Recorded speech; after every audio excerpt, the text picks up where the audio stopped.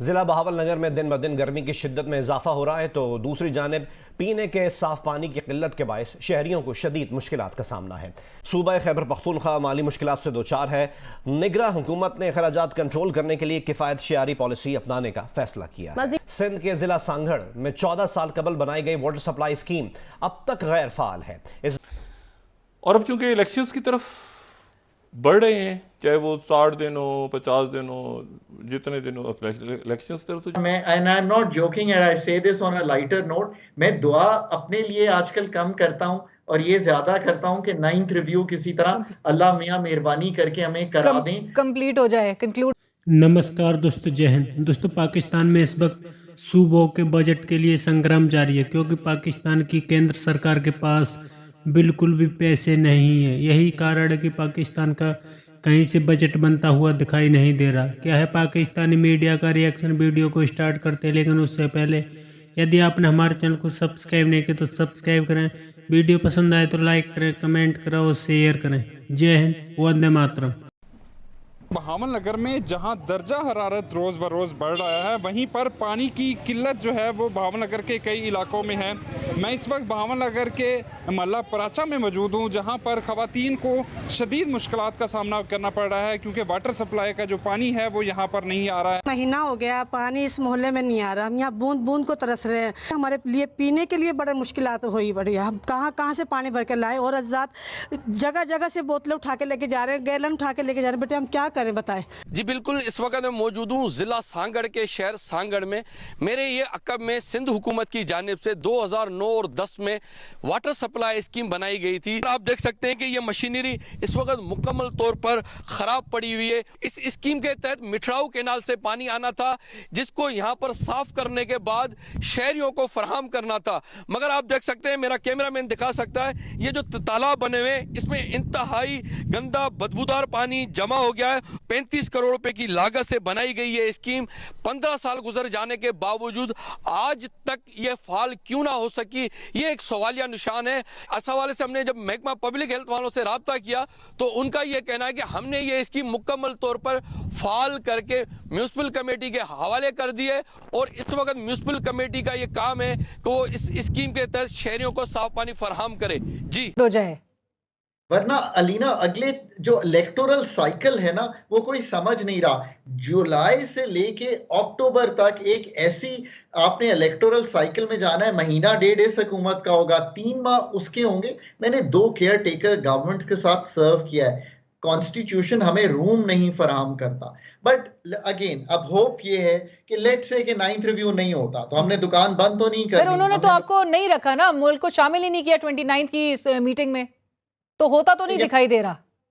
Staff level agreement ही नहीं हो रहा तो बोर्ड तो तब होगा जब स्टाफ लेवल। सो 3 टियर्स हैं अलीना इसके। एक स्टाफ के साथ एग्रीमेंट, उसमें पॉलिसीज और सब कुछ, यानी कि दैट्स द सेकंड टियर, और थर्ड टियर ये कि हम बोर्ड में जाते हैं। वो तो मेरा ख्याल है अभी मुश्किल दिखाई देना शुरू हो गया है। अब अगर ये नहीं होता अलीना, फिर भी मैं ये अथॉरिटीज को कहता हूँ और हर फोरम पे कहता हूँ। अभी मैं इस्लामाबाद में एक एड्रेस कर रहा था, I think the relevant people were there. मैं ये कह रहा था कि आप फिर भी जुलाई से एक नए प्रोग्राम के लिए एंगेज करें IMF से। अब आप पूछेंगे मैं क्यों कह रहा हूँ, ये मैं इसलिए कहता हूँ कि आपने एक प्लान बी का इंडिया दिया हुआ है। प्लान बी क्या चीज़ है? प्लान बी भी बड़ा सिंपल है मुझसे, क्योंकि 100 लोग ये चीज़ दिन में पूछते हैं तो मैं इसका वैसे ही जवाब देने को मतलब पहले दे देता हूँ। वो ये है कि आपने फ्रेंडली कंट्री से पैसे लाने हैं, आपने अपनी इम्पोर्ट को बंद रखना है। तरमीम के बाद जो वफाकी हुकूमत के पास जितने भी रेवेन्यू आते हैं उसका लगभग 60% जो है वो सूबों पे बांट दिया जाता है। तो सूबों को घर बैठे जो है वो रेवेन्यू मिल जाता है। उनको किसी किस्म का इंसेंटिव नहीं है कि वो और अपने सूबों के अंदर रेवेन्यू बढ़ाने के कोई तरीके ढूंढें। साथ ही साथ जो वफाकी बजट है वो सूबों को बांटने के बाद वफाक की जेब बिल्कुल खाली हो जाती है। आप अंदाजा कीजिए कि 2 जुमलात मुझे याद आ रहे हैं जो वजीर खजाना साहब ने अपनी बजट की स्पीच के दौरान उन्होंने कहा कि वफाक के पास सूबों को बांटने के बाद 6,887 अरब रुपए बचेंगे और थोड़ी देर के बाद उन्होंने बताया कि वफाकी हुकूमत को सूद की मद में 7,300 अरब रुपया देना है, जिसका मतलब ये है कि सूद की अदायगी के बाद विफाक की बजट बिल्कुल, विफाक की जेब जो है वो बिल्कुल खाली हो जाती है। और अभी उन्होंने 1800 अरब का डिफेंस का बजट देखा है, जेब खाली है। अभी 761 रुपए की पेंशन हैं, लेकिन जेब जो है वो खाली है। Running of the civil government तो 750 अरब की है, जेब खाली है।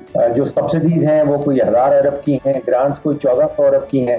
तो असल मसला ये बन रहा है कि 18वीं तरमीम के होते हुए विफाक के हद तक जो है बजट वो तकरीबन बनाना नामुमकिन है। जितनी भी फिगर्स आपके सामने आती हैं विफाकी बजट की, वो आप समझिए कि हाइपोथेटिकल फिगर्स हैं, हवाई फिगर्स हैं। जैसे जैसे साल बढ़ेगा हमें पता चलेगा कि वो बजट जो है वो तो उसके ऊपर ना अखराजात के ऊपर और ना के ऊपर किसी किस्म का अमल दरामद हो सका, और फिर हमें नजर आएगा कि बहुत सारे मिनी बजट्स का ऐलान करना हो। सही सही। अच्छा, आपका क्या टेक है इस पर फरहान बुखारी साहब? क्या वफाकी हुकूमत के पास पैसे हैं ये खर्चने के लिए जो वो सूबों को भी देगी और खुद भी अपने अखराजात बर्दाश्त करेगी, या सब ये हवाई फिगर्स हैं? जी बहुत शुक्रिया। देखिए, हवाई तो इस लिहाज से ज़रूर हैं कि भाई वफाकी हुकूमत के पास अब मियाद कितनी रह गई है, वक्त कितना है। नया माली साल शुरू होने के बाद बमुश्किल 1.5 महीना है, तो 1.5 महीने में क्या क्या करेंगे, और ख़ासतौर पे डेवलपमेंट के नाम पे जो बजट में जो रकम रखी गई है वो रकम क्या मनोवन इसी तरह खर्च होगी, या सिर्फ और सिर्फ साल का, चूंकि 8वां हिस्सा उनके पास है मियाद के तौर पे, तो वो उसका 8वां हिस्सा यानी उनके मेंबरान के ज़रिए, जो मौजूदा असेंबली के मेंबरान हैं उनके ज़रिए खर्च होगा।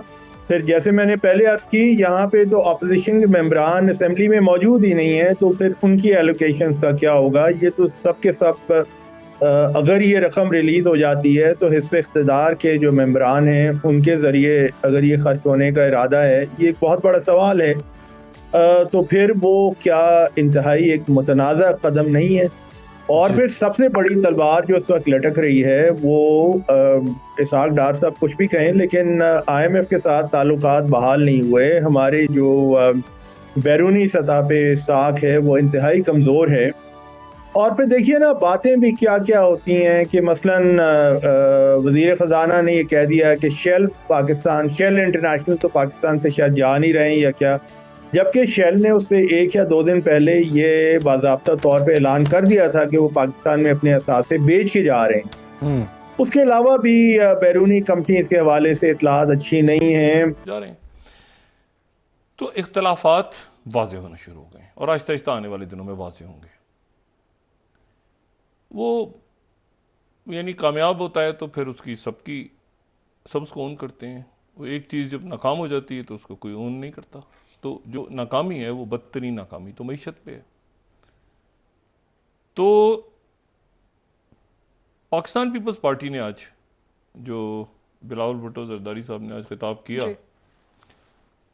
सवात में तो उन्होंने ढके छुपे अंदाज में पहली दफ़ा उन्होंने ये बजट के ऊपर तनकीद भी की, माशी पॉलिसी पे तनकीद भी की, लेकिन तहफ़्फ़ुज़ात का इज़हार किया। लेकिन यह है कि यकीनन वो जो हैं वो ज़ाहिर सपोर्ट तो करेंगे बजट को, वरना तो हिस्सा भी हैं वो हुकूमत का, लेकिन बारह उन्होंने तनकीद की।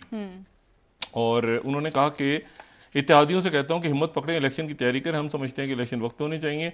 और उन्होंने कहा कि 9 मई के हवाले से उन्होंने बात की और फिर उन्होंने बजट के ऊपर भी तनकीद की कि वज़ीर आज़म तो चाहते हैं लेकिन कुछ लोग ऐसे हैं जो नहीं चाहते। तो एक बार लेकिन कल यहाँ पर बड़ा एक दिलचस्प मामला हुआ, और वो ये हुआ कि जब इसहाक डार साहब वो जो फाइनेंस कमेटी या जो कमेटीज़ होती हैं जिनमें ये प्रेजेंटेशन, तो उसमें पीपल्स पार्टी की एक रहनुमा, खातून रहनुमा जी, उन्होंने उस मीटिंग में, मैं नाम यहाँ इसलिए नहीं ले रहा कि वो बड़ी अजीब सी बात, उस मीटिंग में अजीब एक डायलॉग हुआ दरमियान में। वो डायलॉग ये था कि उन्होंने कहा, इसहाक डार साहब तशरीफ़ लाए और वजारत ख़जाना के लोग बैठे हुए थे और सारे, तो उन्होंने कहा कि आपकी हुकूमत तो जा रही है, हमारी हुकूमत के लिए बारूदी सुरंगें बिछा के जा रही है। यानी आपकी हुकूमत तो जा रही है और आपकी हुकूमत हमारे लिए जो है ये पीपल्स पार्टी के लिए बारूदी सुरंगें मईशत पे बिछा के जा रही है। उसके बाद फिर ये हुआ कि ज़रा एक एक अप करके देखते हैं कि पॉलिटिक्स किस तरफ जा रही है। तो दोस्तों पाकिस्तान में इस वक्त पैसों के लिए संग्राम जारी है, क्योंकि एक तरफ तो पाकिस्तानी सरकार को IMF से पैसे नहीं मिल रहे, तो दूसरी तरफ सूबे भी अपने बजट के लिए पाकिस्तानी सरकार की जेब खींचने में लगे हुए हैं, क्योंकि पाकिस्तान की सेंट्रल सरकार के पास बिल्कुल भी पैसे नहीं है। यही कारण है कि पाकिस्तान में इस वक्त काफ़ी ज़्यादा लड़ाई झगड़े शुरू हो चुके हैं, क्योंकि बिलावल भुट्टो शहबाज सरकार को धमकी दे चुका है, यदि उसके राज्य को पैसा नहीं मिलता है तो वो सरकार से अलग हो जाएगा। तभी तो पाकिस्तान में इस वक्त काफ़ी ज़्यादा घमासान मचा हुआ है। एक तरफ तो पाकिस्तानी फौज इमरान खान को टैकल करने में लगी है, तो दूसरी तरफ बिलावल भुट्टो भी नाराज़ होता हुआ नज़र आ रहा है, क्योंकि पाकिस्तान में इस वक्त इलेक्शन काफ़ी ज़्यादा नज़दीक आ चुके हैं। अब पाकिस्तानी शहबाज सरकार नहीं चाहती कि पाकिस्तान में अक्टूबर में इलेक्शन हो, क्योंकि उसको पता है अक्टूबर में इलेक्शन होते हैं और इमरान खान को पाकिस्तानी फौज माइनस नहीं कर पाती है तो इमरान खान बाजी मार जाएगा। तभी तो पाकिस्तानी फौज इमरान खान के पीछे पड़ चुकी है। आपकी क्या राय कमेंट में जरूर शेयर करें। यदि आप चैनल पर नए तो चैनल को सब्सक्राइब करें। वीडियो पसंद आए तो लाइक करें, कमेंट करो और शेयर करें। जय हिंद, वंदे मातरम।